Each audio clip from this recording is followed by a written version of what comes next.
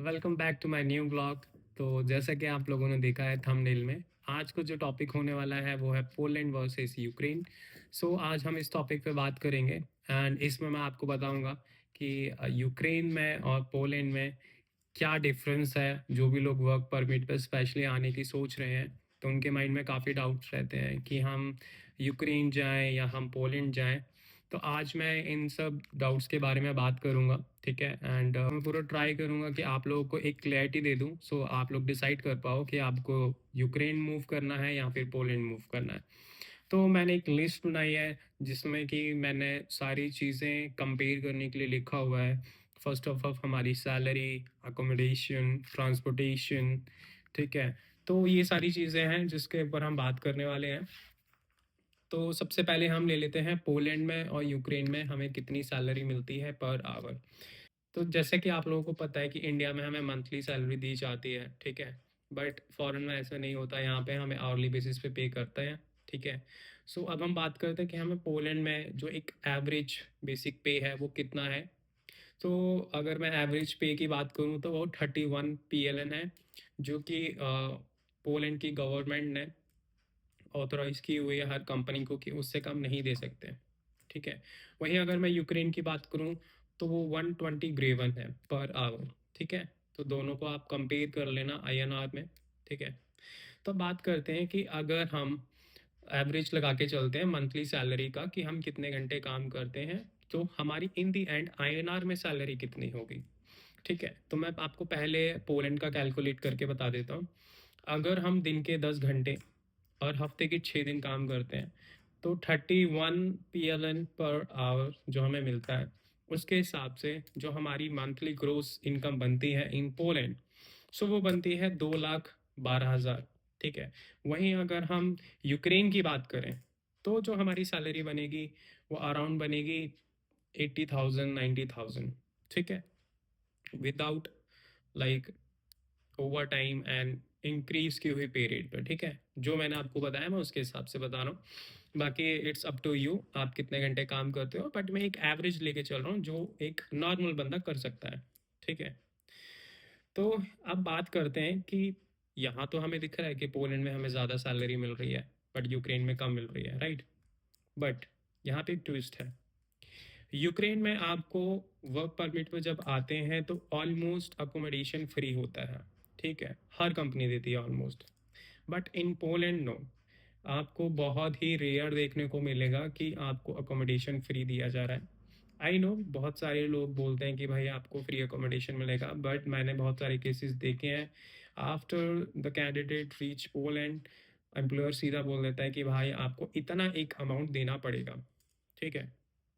तो मैंने online check किया है कि जो अकोमोडेशन है पोलैंड में उसके चार्जेस क्या हैं, ठीक है। एंड जब मैंने देखा तो मैं शॉक हो गया था। ये है अकोमोडेशन के जो चार्ज है ना, 3,500 PLN, ठीक है। इतना मुझे ऑनलाइन दिखा रहा है, ठीक है, वर्षों में। ये कम भी हो सकता है, ये वेरी करेगा किस सिटी में आप हो, ठीक है, उस हिसाब से।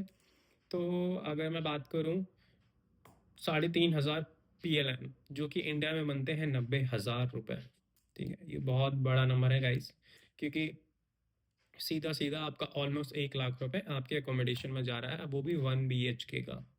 मैं 2 BHK 3 BHK की बात नहीं कर रहा, 1 BHK का।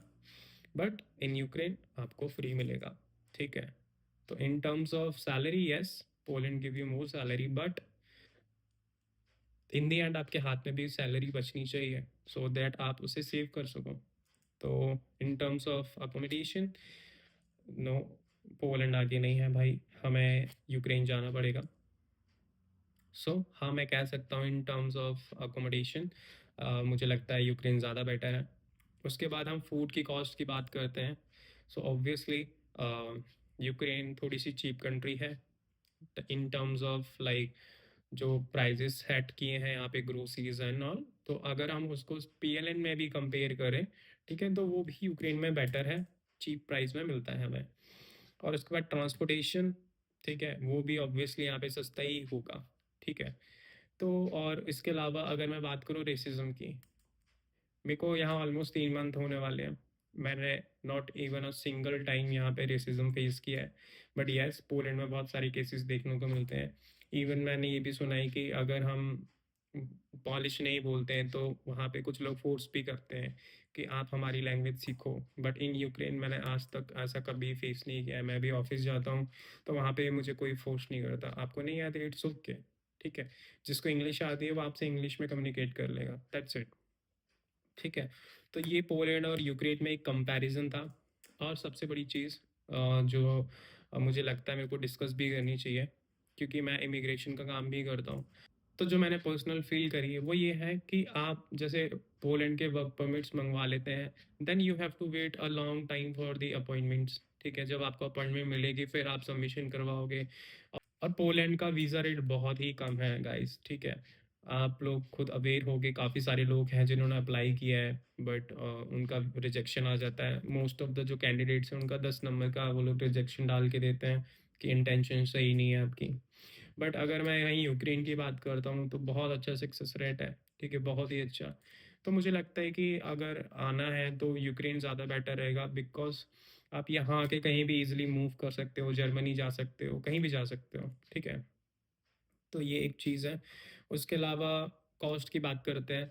पोलैंड में जो एजेंट्स हैं वो 6-6 लाख 7-7 लाख भी ले लेते हैं, ठीक है। बट यूक्रेन के केस में बहुत ज़्यादा कम पैसे लगते हैं। आई डोंट नो मार्केट में क्या प्राइस चल रहा है, बट जो मेरे कुछ एनालाइज हैं और जैसे मेरे पास क्वेरी आती हैं तो मैं जब उनसे बात करता हूँ तो मुझे पता लगता है। हालांकि यूक्रेन के लिए भी समटाइम्स लोग 6-6 लाख पे करते हैं। मैंने देखा है कि अभी इंडोनेशिया और पता नहीं कहाँ कहाँ से बच्चे घूम घूम के आ रहे हैं, तो वो चीज़ें कैसे काम कर रही है मुझे नहीं पता।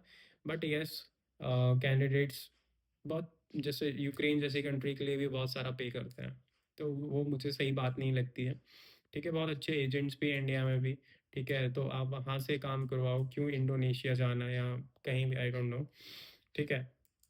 तो कुल मिला के बात ये है कि अगर आपको यूरोप मूव करना है, आप डायरेक्ट, अगर हाँ आपके पास आपकी बैकग्राउंड अच्छी है, आपके पास अच्छा एजुकेशन है, आप एक स्किल लेबर हैं, या फिर आपके पास कोई वाइट जॉब का एक्सपीरियंस है, तो आप यूरोप में फाइल लगा सकते हैं। जैसे आप आईटी फील्ड में हैं, डॉक्टर हैं, कुछ भी हैं, तो आप लगाइए, आपका डेफिनेटली वीज़ा आएगा, राइट।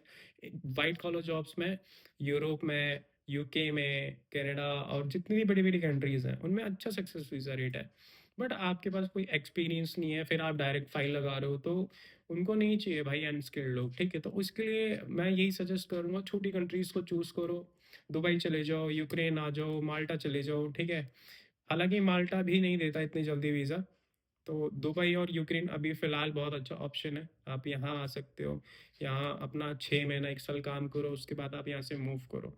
तो उस टाइम पे आपको बेनिफिट मिलेगा कि हाँ आपके पास एक्सपीरियंस है, तो बाकी यूरोप और बाकी कंट्री आपको कंसीडर करेंगी, ठीक है। तो मैंने ये जो भी डिटेल्स आपको शेयर करी, आई होप आपको थोड़ी सी क्लैरिटी मिली होगी कि हमें क्या करना चाहिए। क्योंकि मेन होता है टाइम, ठीक है। यूक्रेन के लिए ज़्यादा टाइम नहीं लगता, बट पोलैंड के लिए तो कोई टाइम लिमिट ही नहीं है। आपको आपको नहीं पता, कोई आइडिया नहीं कि आपको कब अपॉइंटमेंट्स मिलेंगी। तो 3 महीने 4 महीने आप वेट करते हो, उससे अच्छा था आप यहाँ पे आ जाओ यूक्रेन में, यहाँ 3-4 महीने काम करो, सैलरी लो, ठीक है। 4 महीने का एक्सपीरियंस तो आपका तब तक ऐसे ही हो गया। सो अपना टाइम वेस्ट मत करो, टाइम से आओ, ठीक है। क्योंकि कुछ लोग की क्वेरी आती है तो जब मैं उनसे एज भी पूछता हूँ तो उनकी एज हो चुकी है 44-45। तो मैं सोचता हूँ कि इतना लेट क्यों, है ना। अगर आपने मन बना ही लिया है तो इतना मत सोचो, टाइम से आओ, टाइम से एक्सपीरियंस गेन करो, और अपनी डेस्टिनेशन कंट्री पे जाना चाहते हो तो वो मौका बहुत जल्दी बिल्डअप कर सकते हो यहाँ आके। तो जो भी आपकी फेवरेट कंट्री है, आपने सोचा है कि मुझे वहाँ जाना है, तो अगर आप डायरेक्ट नहीं जा रहे तो आप इस मेथड के थ्रू जा सकते हो। थोड़ा सा लॉन्ग है बट इट्स ओके, एटलीस्ट आपके पास श्योरिटी होगी, यहाँ आके आप करियर बिल्डअप कर सकते हो, एक स्टेबल इनकम ले सकते हो मेन टाइम, ठीक है। तो ये सारी चीज़ें थी। तो गाइस बस यही कंपैरिजन था यूक्रेन और पोलैंड में, ठीक है। जो भी मैंने आपको चीज़ें बताई हैं, जो भी मैंने आपको पॉइंट्स बताए हैं, आई होप सब कुछ आपको समझ आ गया होगा।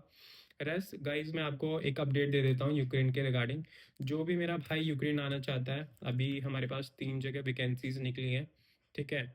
एक है चिकन फार्म में, एक है बोटल पैकेजिंग में, ठीक है, और एक है एग फार्म अपना। तो यहाँ पे अब काफ़ी सारी वैकेंसीज हैं हमारे पास अभी भी अवेलेबल। तो जो भी मेरा क्लाइंट्स आना चाहता है आ सकता है, मेरे से बात कर सकता है। आपको स्क्रीन में मेरा इंस्टाग्राम हैंडल दिख रहा होगा, आप मेरे को इंस्टाग्राम पे कॉन्टेक्ट कर सकते हैं, ठीक है। उसके बाद एक हमारे पास गुड न्यूज़ है फॉर गर्ल्स।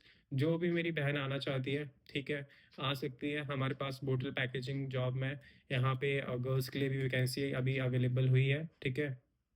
तो मैं आपको मोटा मोटा बता देता हूँ अभी यहीं पे कि जो सैलरी है वो 70-80 थाउजेंड रहने वाली है। अकोमोडेशन कंपनी देगी, ट्रांसपोर्टेशन कंपनी देगी फॉर गर्ल्स, ठीक है। फॉर बॉयज़ ऑल्सो पैकेजिंग की जॉब अवेलेबल है। तो जो भी मेरा भाई आना चाहता है वो मुझे कॉन्टैक्ट कर सकता है मेरे इंस्टाग्राम पे।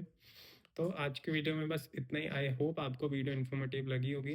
एंड अगर आपको वीडियो इन्फॉर्मेटिव लगी है तो प्लीज़ लाइक करना, शेयर करना, सब्सक्राइब करना। और जो भी मेरा भाई यहाँ पे आना चाहता है वो प्लीज़ जल्दी आओ, सो दैट आने वाले टाइम में किसी को कुछ नहीं पता कब क्या हो जाए, क्या रूल्स चेंज हो जाए, क्या रिक्वायरमेंट्स बढ़ जाए। सो देर मत करो, टाइम से आओ, ठीक है। एंड ख्याल रखो अपना। Have a nice day.